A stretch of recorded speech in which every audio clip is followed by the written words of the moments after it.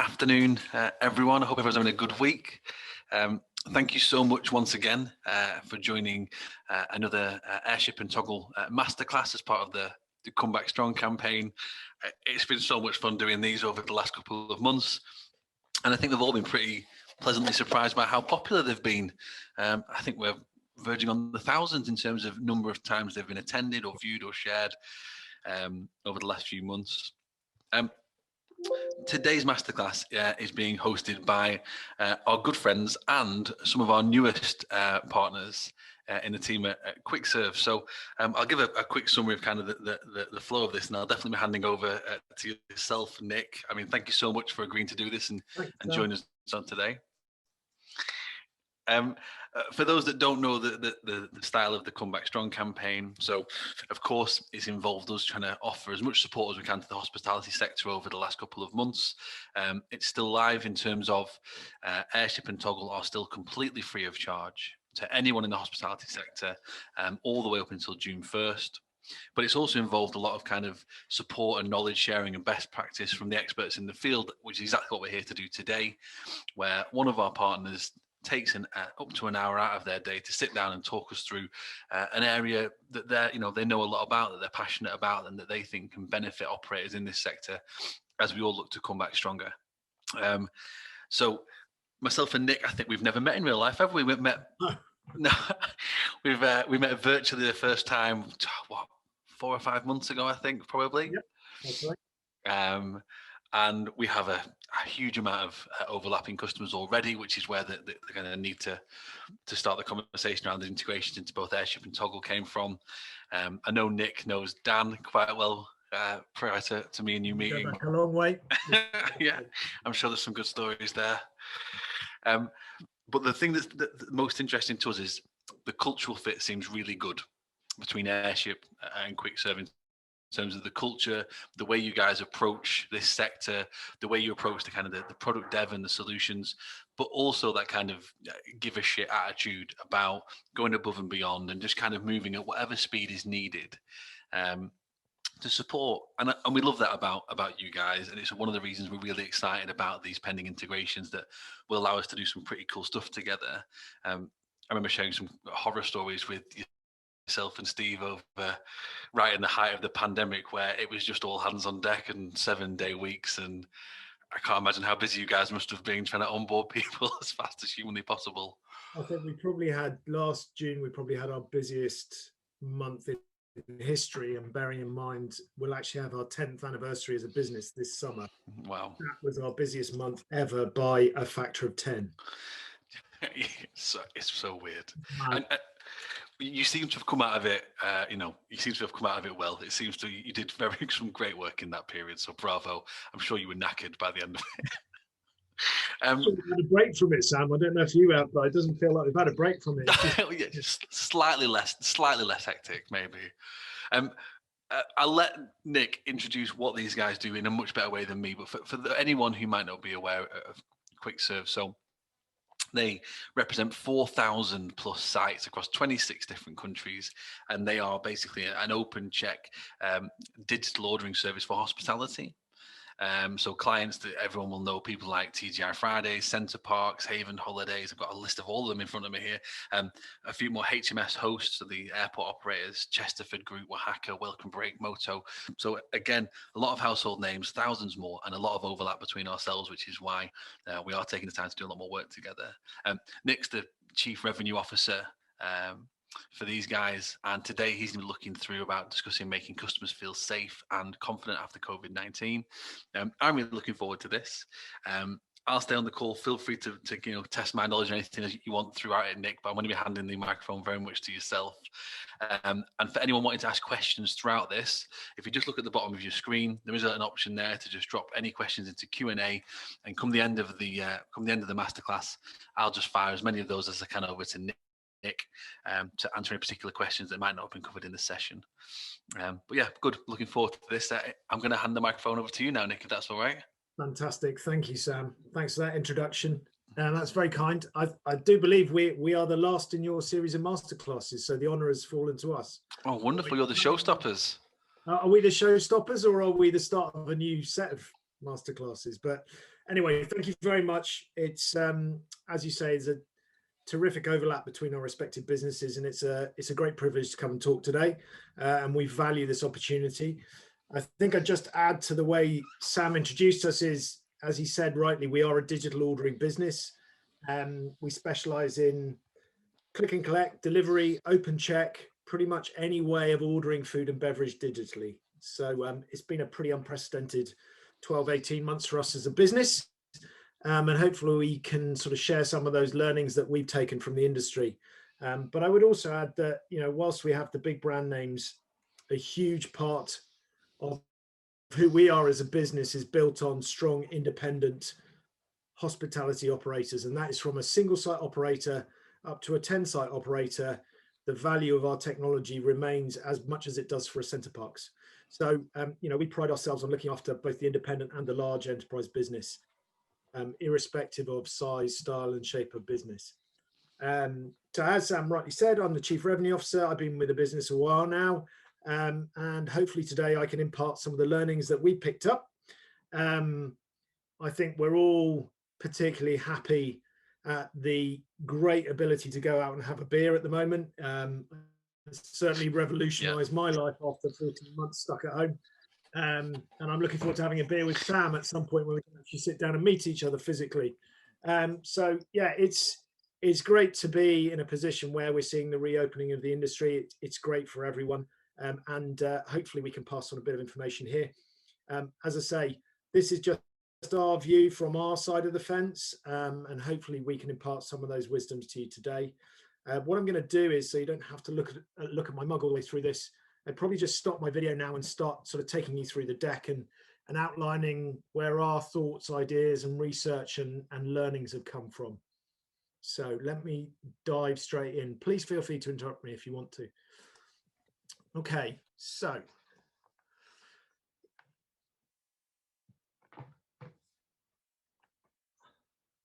hang on, we have a minor technical issue here. It wouldn't be a live webinar without at least one minor technical glitch. It's completely frozen on me. Let's give it a second.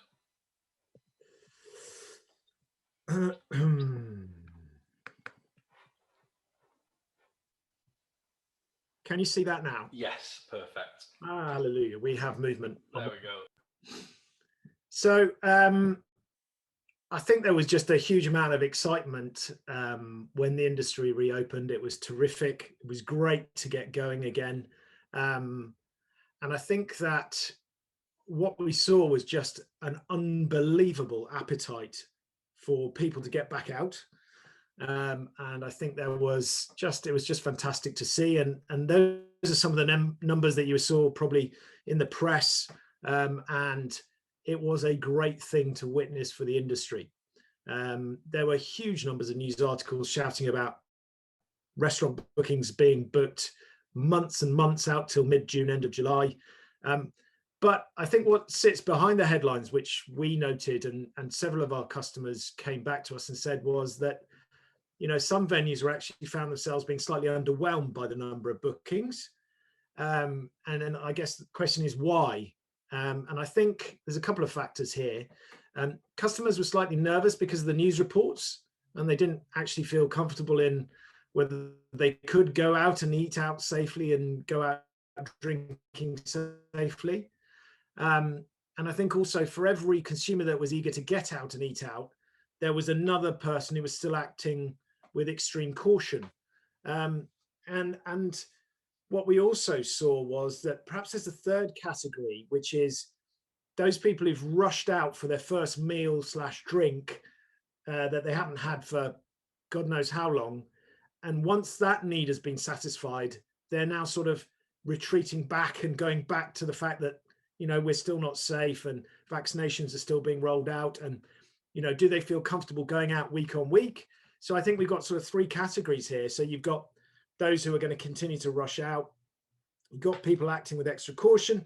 And then you've got the people who sort of need to be drawn back into going out. And I think there's a number of ways we can look at doing those things.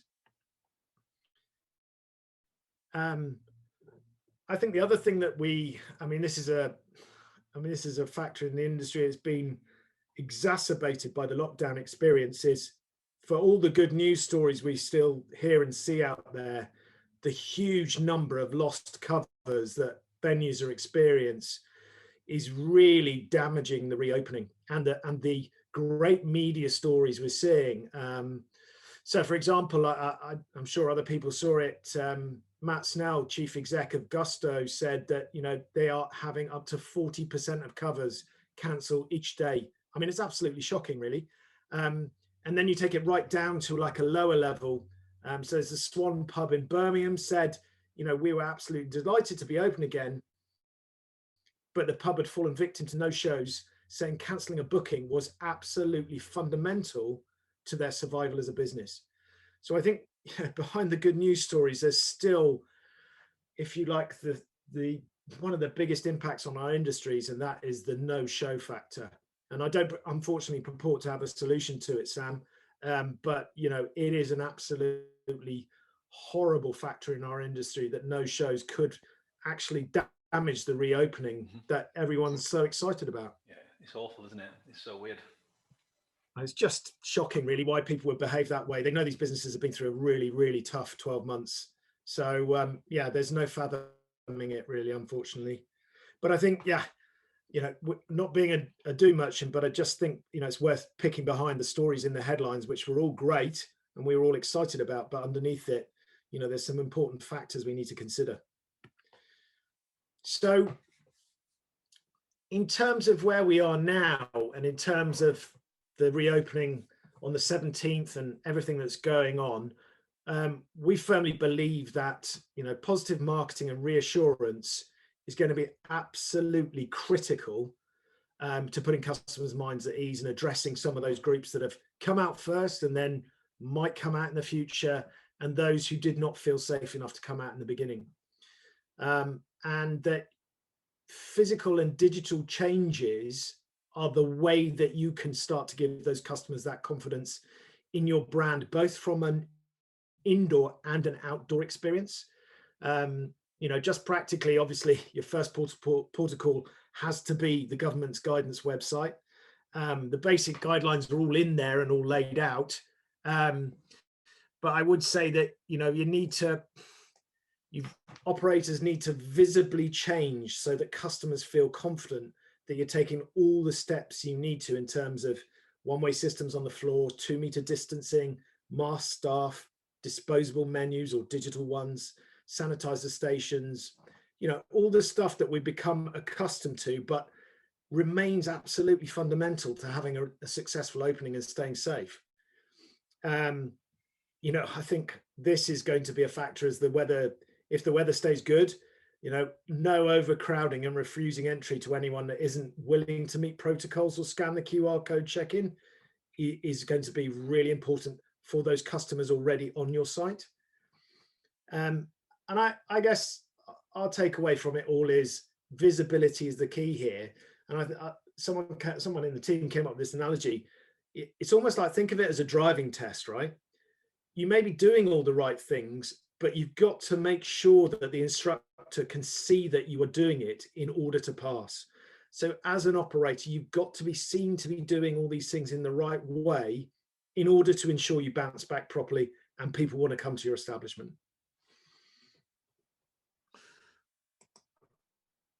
So we've been doing some research and talking to our customer base and talking to consumers, and whilst these are very generic stats, and we obviously didn't poll millions of people, I think it nonetheless it's clear that there's a couple of major factors here. So it is, people do want less tables and more space than they ever have, and over 70% want the number of people within a restaurant limited. People are, their whole experience has to change. And I think people also want to minimize the amount of physical interaction they have with staff in a venue. One of the ways of doing that, and not the only way, but one of the ways, is using digital ordering and ensuring that, if there's no queue at the bar, I mean, it sounds trite, but it is that basic, simple thing. There should not be a queue at your bar. Yeah. So how can you enable that, right? And I also think what that then comes back to is that people's perceptions of queuing at a bar, I personally don't want to queue at a bar ever again. And I'm not sure people will accept queuing at a bar. So these things have changed dramatically. What I find really interesting is if you think about back to last year and the big push for perspex barriers between tables and all those sorts of things, those numbers would have probably been much higher this time last year, or certainly during first and then the secondary lockdowns. Perspex barriers were seen as a good physical indicator. I think people now reference that kind of 2 meter and less proximity to who they're sitting next to as the means of controlling this and going out safely. So I think that's an interesting little change there. And then once you've started to address those issues, I guess it then draws you back in to, how do you actually get the customers back? Because the factors to attracting customers back now are fundamentally shifted since COVID.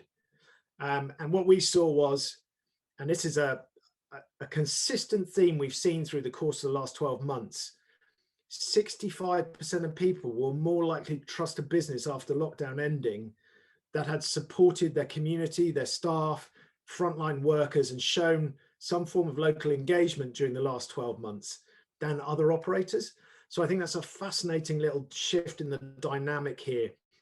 And we all knew it was coming, right? So that sort of reversion to the support your local area and support your local business. And those businesses that showed that will get a better bounce. So that was just an interesting stat that came out. I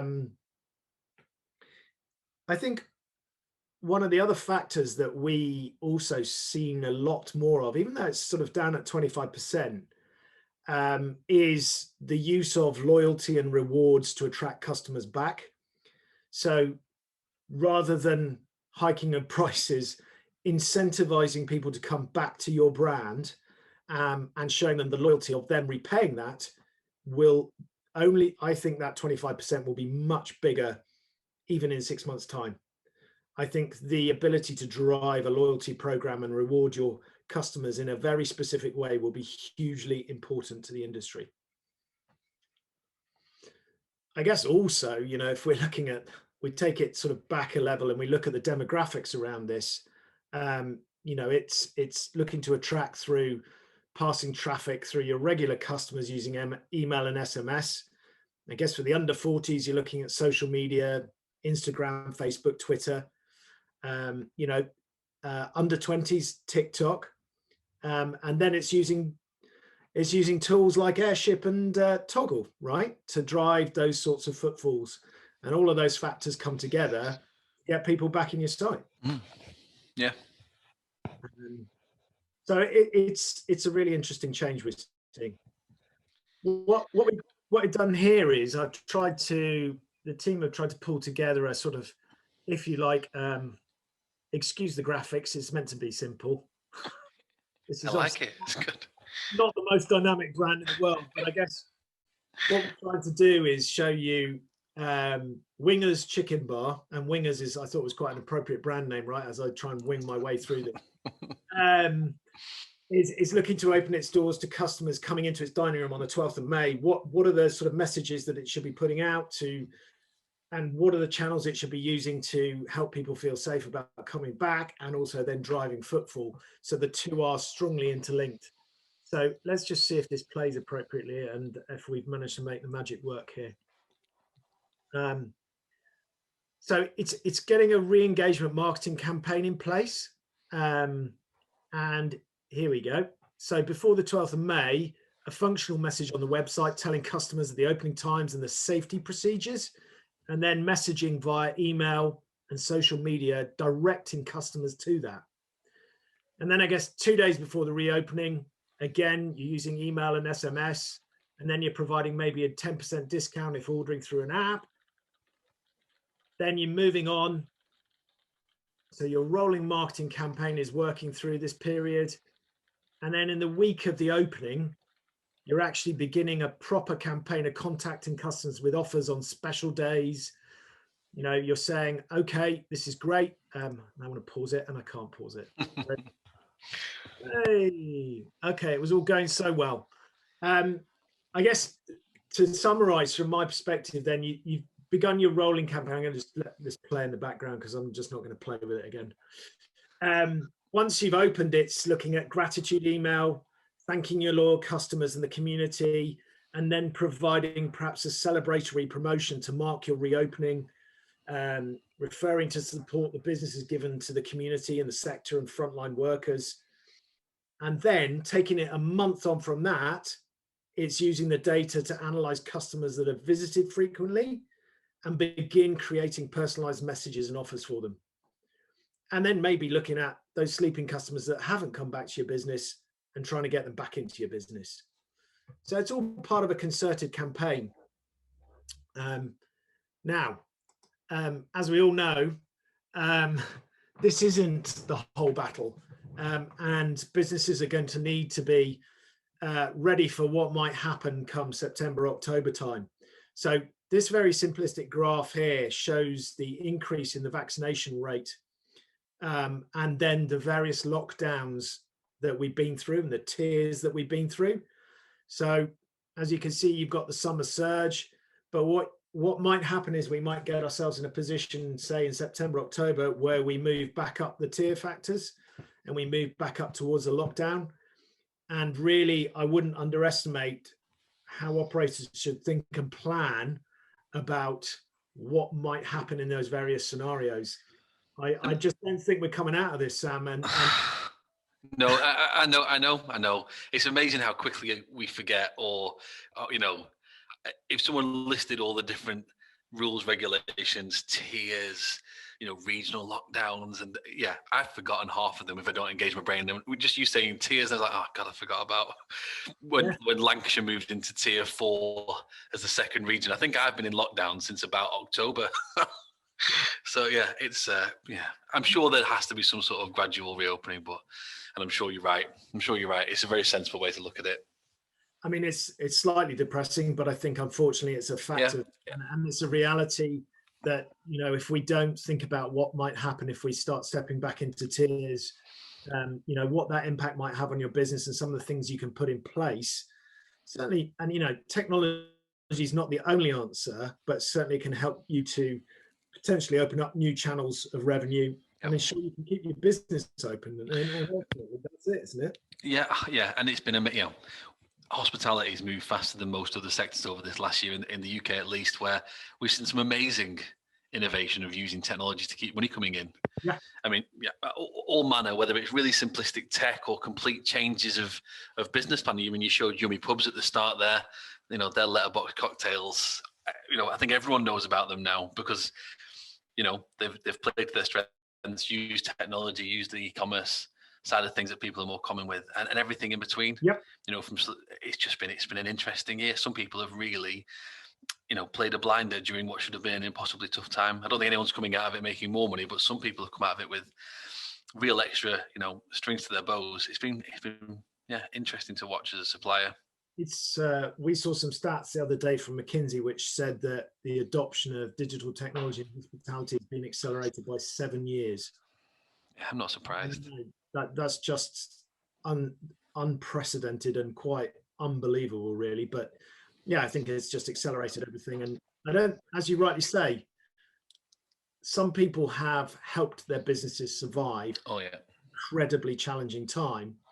And I look back to simplistic things like, for example, what we did with TGI Fridays and the ability to put your car registration and number plate into an order, drive into a bay, the staff walk out, put the food in your boot, and you drive away. Tremendous success they had with that. And that was us in conjunction with the client saying, how do we address an issue? And then 4 weeks later, we rolled it out. That's really cool.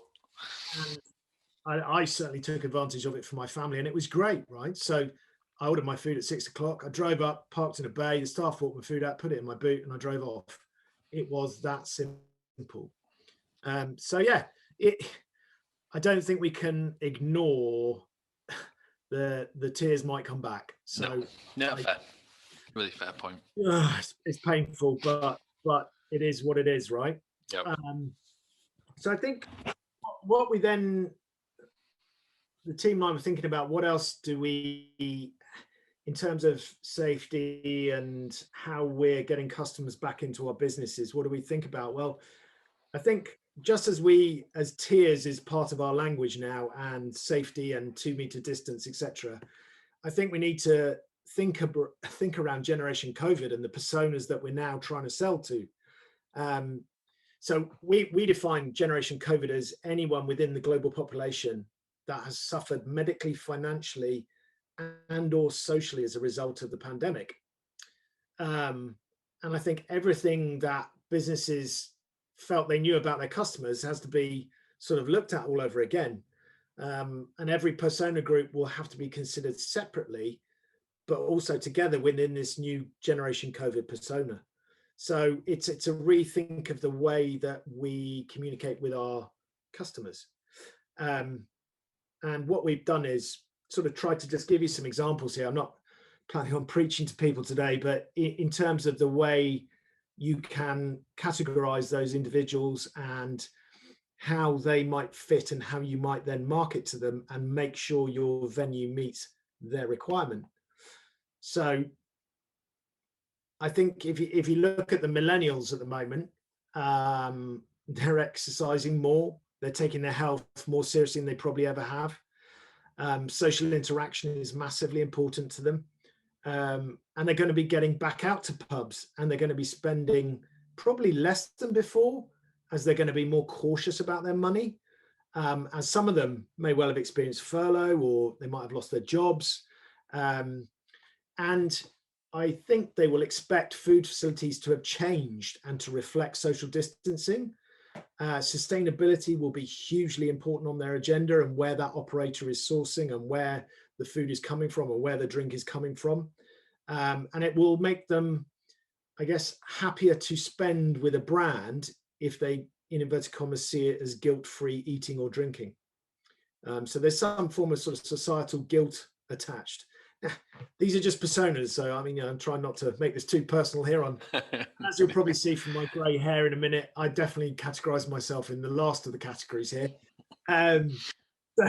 So then we sort of step into our Gen X, and Jenny, who's 40.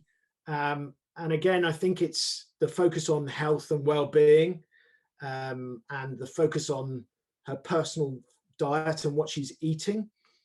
Social life outside of work has calmed down because of COVID, and they see, you know, they want to be financially secure and safe. They tend to be rule followers, right? So they've been pretty good under COVID.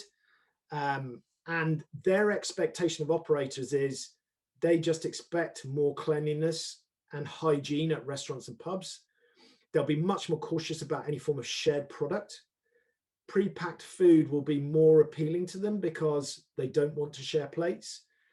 And they're happy to digitally interact with an operator because they don't want to stand in a queue. But they still want choice, and they don't want to be forced down a particular path. So I think offering traditional service at the same time as offering digital ordering will be key to these sorts of people, because sometimes they will want the social interaction, but other times they'll just choose to digitally order. So again, as operators, we need to think around how we interact with these peoples, and safety will be key for this generation. Now, even though I'm in this, I think this is probably more appropriate to me, because the baby boomer John here has grey hair, and I do as well.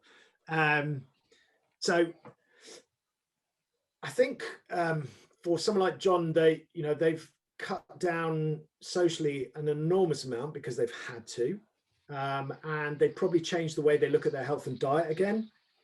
They're going to be in less of a rush to get out, but will be paying even closer attention to the health and safety of venues. Money has not been an issue for this generation, particularly as they're in the latter years of their career or heading towards a retirement. So it's not money, it will be about safety, social distancing, cleanliness, PPE.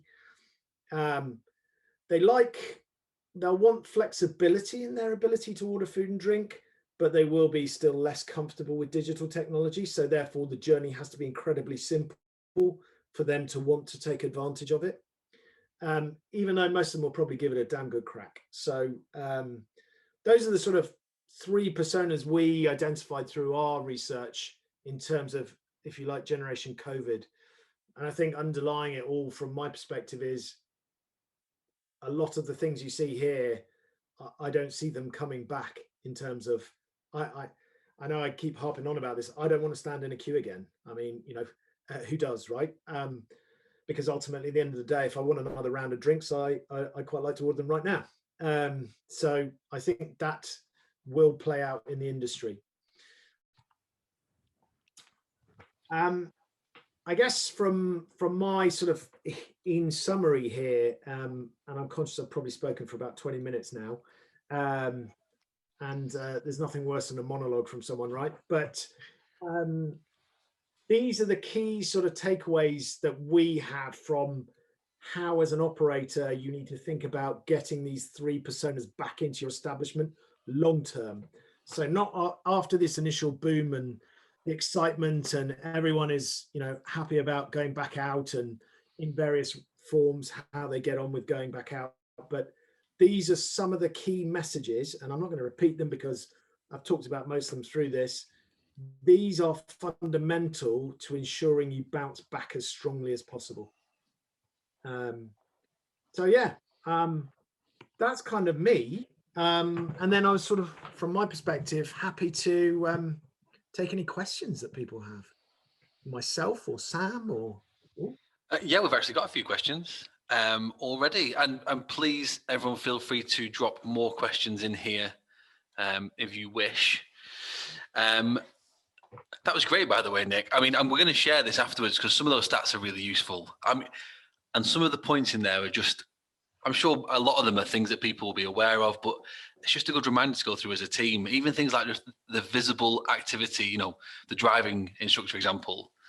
I think some people who joined the call earlier might have heard we did a bit of a team thing yesterday. We went for a wander with 6 of us around Yorkshire, ended up outside a pub for some tea.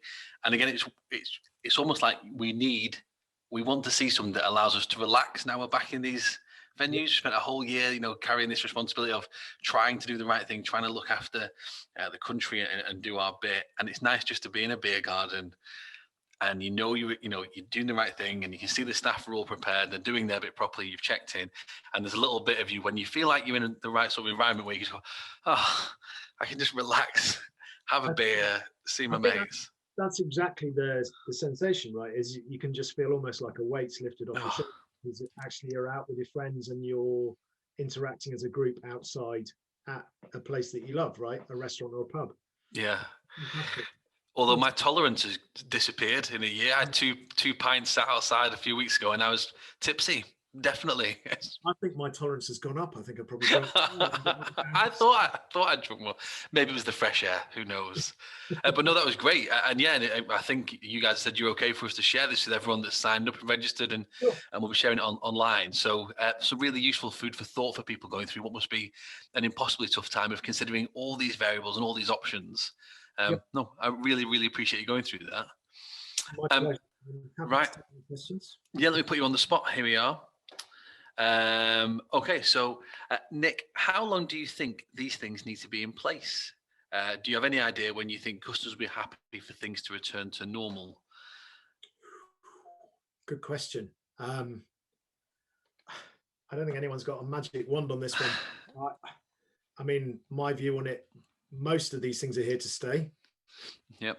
The foreseeable future, and by the foreseeable future, I mean the next 3 to 4 years at least. I mean, you look at the new strains coming out of COVID, etc. And I also don't, as we keep going on about, no one's going to want to stand in a queue. No one is going to want to stand in a queue 5 deep at a bar. No one's going to want to stand in a queue for anything. And I don't think this is going away, I'm afraid. It's very un-British of us, isn't it? We used to love queuing. I know. But I do agree, it feels so easy now to do certain things through the technology in these venues. Scan a QR code and you've got fish and chips and a pint within kind of no time. Well, it's easy. And also, I don't know about you, but I've also on a personal level, so I live down in the southwest, and there's about 10 different operators in my town who I really like. Yeah. On a Monday morning, I'll say to my wife and kids, what should we have on Friday evening? And we'll book in our 6 o'clock dinner for 4, and then I'll just drive out and pick it up at 6 o'clock on a Friday. Yeah. I mean, I would never have thought of planning that far in advance for anything. No. But I think it's really nice because it takes the pressure off. The operator's got my money already in their bank account, so tick. Yeah. And from my perspective, I know that when my 2 boys are starving at 6 o'clock on a Friday night, we're sorted. Yeah, it's good. Yeah. Yeah. And I don't have to think about what to cook. Yeah. The hot Vietnamese turns up at home. This is amazing. Didn't normally get that in Lancashire. Brilliant. Okay. So there's 2 other questions so far. A fresh wave in late summer wouldn't be good. Do you think it might mean closures again? Another tough question.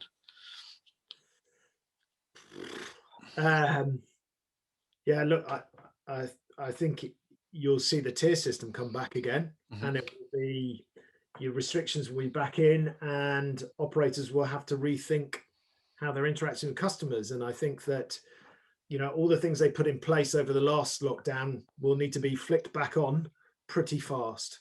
Yeah, I mean, who there's no magic wand on this stuff, right? Who knows what's going to happen come September, October in another wave. Yep. I really hope we don't have one, but I think operators need to prepare for the reality of another lockdown of some description.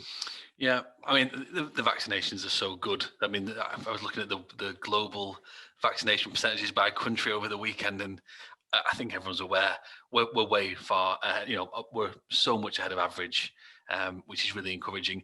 And I think we saw last time that hospitality wasn't necessarily the problem. You know, we weren't, as far as the statistics showed, as a sector, we weren't the place that the spread was happening. And I think use of technology like yourselves and like all the precautions that are taking place and are commonplace now, surely we're in a much better position to avoid any more closures. And yeah, I hope that hospitality is not going to be the scapegoat at any point again in the future. I think you're right. It's a convenient scapegoat in many ways, because it's so visible and it's such a key part of our lives, right? But yes, I'm with you all the way. I sincerely hope it's not scapegoated again.